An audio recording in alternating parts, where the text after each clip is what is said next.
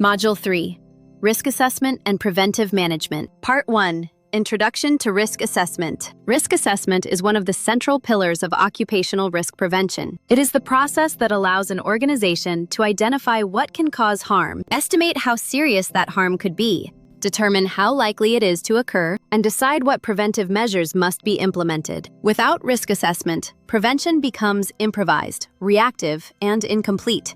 Preventive management goes one step further. It does not end with identifying risks. It involves planning corrective measures, assigning responsibilities, setting deadlines, inspecting workplaces, monitoring results, reviewing procedures, and continuously improving the prevention system. In other words, risk assessment tells the company what the problems are.